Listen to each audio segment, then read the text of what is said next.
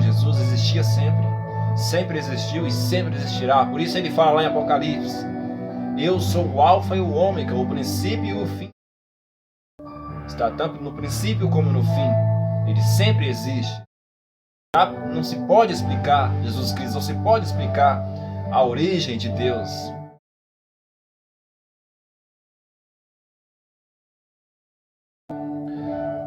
Falando agora do Espírito Santo, vamos então para falar um pouquinho o que o Espírito Santo vai gerar dentro do ser humano quando o Espírito Santo vai descer. Por que a gente fala dentro do ser humano? Vamos ver por quê. Porque em João 14, o Evangelho de João, voltando para o Evangelho de João, vamos abrir. O vídeo vai ficar um pouquinho longo, mas vai ficar bem bacana o que nós vamos enxergar aqui na Bíblia. 14, verso 16, fala assim, vai falar assim: e eu rogarei ao Pai, e Ele vos dará outro Consolador, a fim de que esteja para sempre convosco, e o Espírito da verdade, que o mundo não pode receber, porque não vê, nem o conhece. Vós os conheceis, porque Ele habita convosco e estará em vós. Vamos analisar isso aqui. Eu rogarei ao Pai. Quem é eu nessa narrativa? Eu ali é Jesus, próprio Jesus falando para os discípulos, para os seus discípulos. Eu rogarei ao Pai. Olha só, a primeira pessoa, o Filho de Deus rogando ao Pai. E Ele vos dará outro Consolador. Por que ele fala outro Consolador? Porque naquela época os discípulos estavam sendo consolados o tempo todo, sendo ensinados, discipulados por Jesus Cristo. Ainda não era o Espírito Santo. O Espírito Santo ainda não tinha descido como em Pentecoste aconteceu. O Espírito Santo ainda ia descer. O Espírito Santo é outro Consolador. Por que ele fala outro Consolador? Porque os discípulos não conheciam ele ainda. Os discípulos ainda não sabiam desse Espírito. Eles só conheciam Jesus, eles estavam com Jesus naquele momento. Mas ele fala outro Consolador, quer dizer, vai enviar outro Consolador, outra pessoa que estará com vocês quando o Jesus Cristo, não estiver mais, a fim de que esteja para sempre convosco. Outra característica, uma vez que Ele está com você e Ele consolidar a sua vida em Jesus Cristo, Ele estará sempre com você e você sempre estará com Ele. Você será sempre eterno, assim como Ele também é eterno. E o Espírito da verdade, que então está se referindo ao Espírito Santo. Qual o Espírito que reflete a verdade, a justiça? É o Espírito Santo. O Espírito que não se mistura com o pecado. O Espírito que não conduz, não age junto com o pecado. É o Espírito que é separado do pecado. Então este é o Espírito Santo que habitará em nós, que habita em nós. E o que é que esse Espírito Santo provoca dentro de nós? Muitas pessoas pensam que toda vez que uma pessoa levanta na igreja, começa a fazer aquela barulhada, começa a se mover de forma rápida, começa a rodar, pular na igreja, pensa que é a ação do Espírito Santo, que é o Espírito Santo manifestando ali dentro dela. Muitas vezes não é o Espírito Santo. Muitas vezes não é este Espírito da verdade. Vamos ver por quê. Vamos olhar lá, então, em 1 Coríntios, capítulo 12, carta de Coríntios. Se você quiser pausar o vídeo para você poder ir lá em 1 Coríntios, carta de Coríntios, capítulo 12, versos 7 ao 11. Vamos ver. Se você estiver com a Bíblia aberta, vamos fazer a leitura. A manifestação do Espírito é concedida a cada um visando a um fim proveitoso, porque a um é dada mediante o Espírito a palavra da sabedoria, e a outro segundo o mesmo Espírito a palavra do conhecimento, a outro no mesmo Espírito a fé, e a outro no mesmo Espírito dons de curar, a outro operações de milagre, a outro profecia, a outro discernimento de espíritos, a um variedade de línguas, e a outro capacidade para interpretá-las. Mas um só e o mesmo Espírito realiza todas essas coisas, distribuindo-as como lhe apraz a cada um individualmente.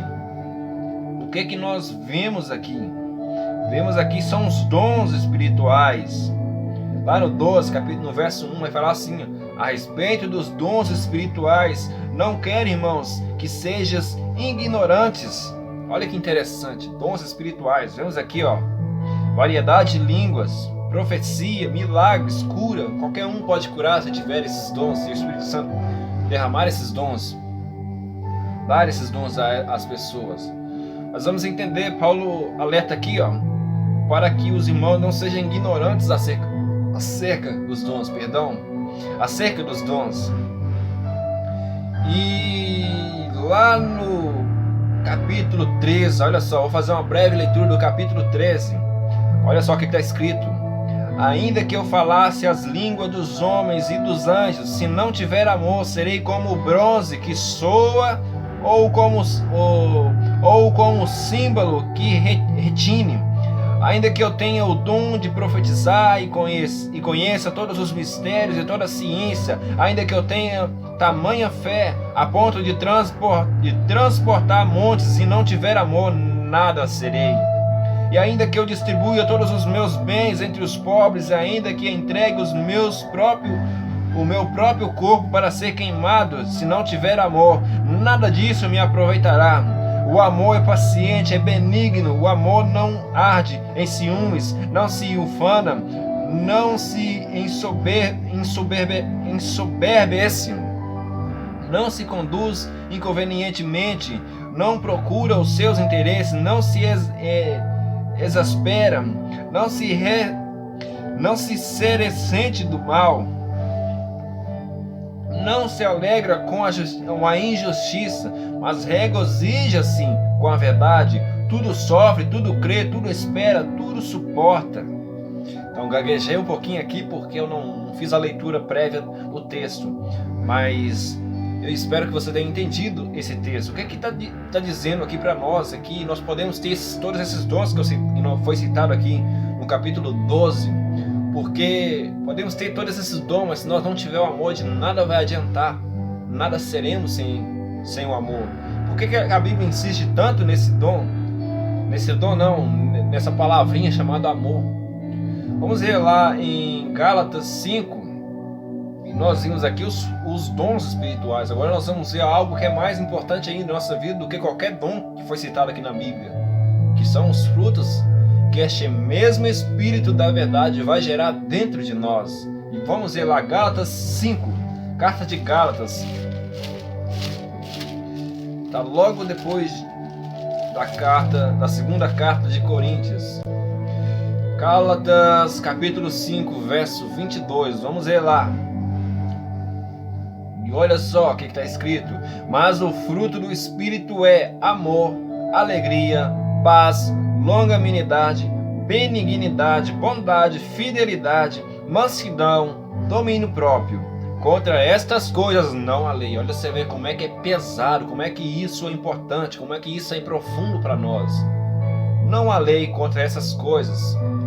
Contra essas coisas não há lei. Olha, você vê como é que é importante. Quando lemos lá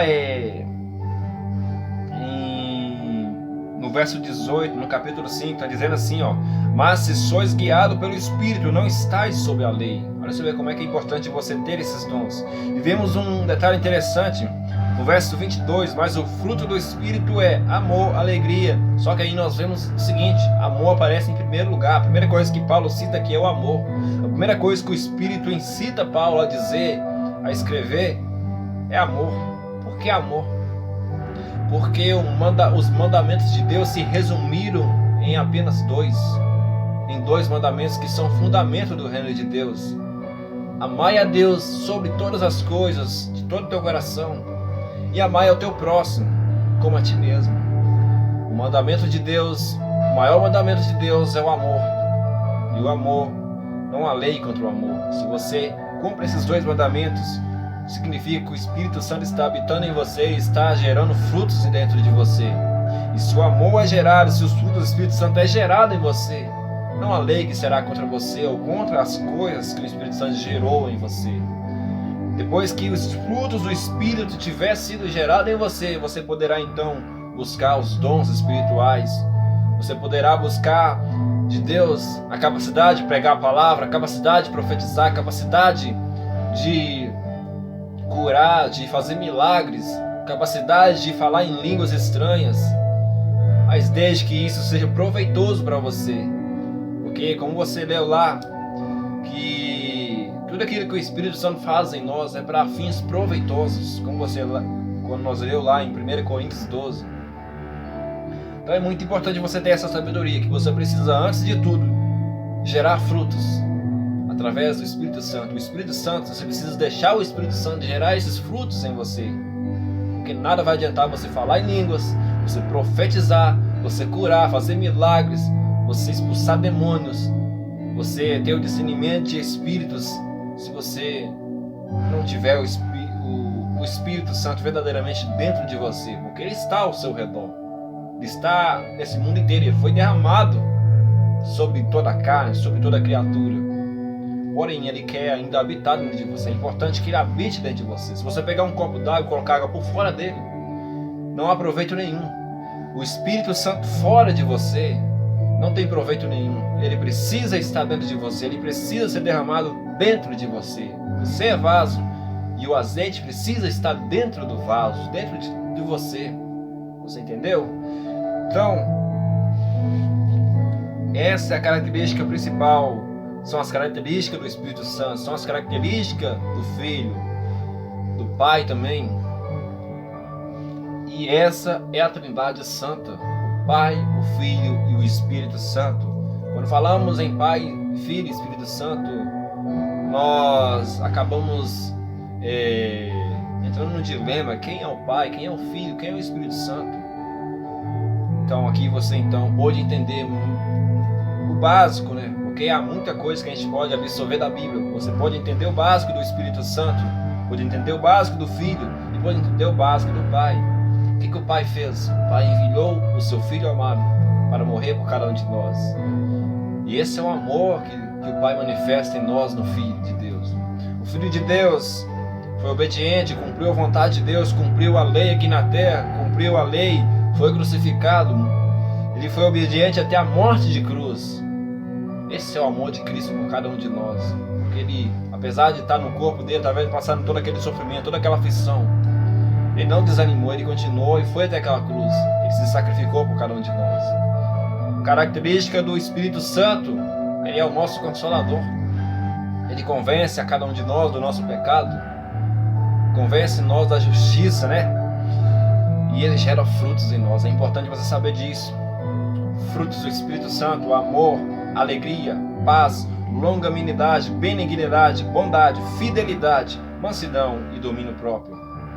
Dons espirituais: sabedoria, conhecimento, fé, cura, milagres, profecia, discernimento de espíritos, variedade de línguas e interpretação das mesmas línguas, essas línguas que foi citada. Então são duas coisas diferentes, mas que podem juntas fazer um trabalho excepcional, uma obra excepcional, um trabalho poderoso, que pode render muitos frutos, gerar muitos frutos lá na frente, pode ganhar muitas almas, pode transformar muitas vidas, né? Mas primeiro você precisa gerar esses frutos dentro de você. E sobre os frutos e os dons, nós podemos depois também trazer um vídeo sobre os dons espirituais, sobre os frutos espirituais. Quem sabe até o nosso amigo Pastor Cleiton, ele traz esse ensino para nós, né? Ou posso convidar até outra pessoa para vir fazer esse vídeo, ou até mesmo eu mesmo, se Deus permitir. Eu espero que você tenha gostado do vídeo. Se você gostou, deixa seu like aí. Se você acha esse conhecimento interessante para outras pessoas, clica no botão logo abaixo aí do vídeo para compartilhar o vídeo. Compartilhe no Facebook, onde muitas pessoas estão hoje, né? Muitas pessoas estão em casa. Quem sabe lá, se você compartilhar esse vídeo no Facebook, muitas pessoas possam ver esse vídeo lá. Então você também estará fazendo uma boa obra para Deus, estará compartilhando aquilo que você aprendeu. E que Deus possa te abençoar grandiosamente. E até mais.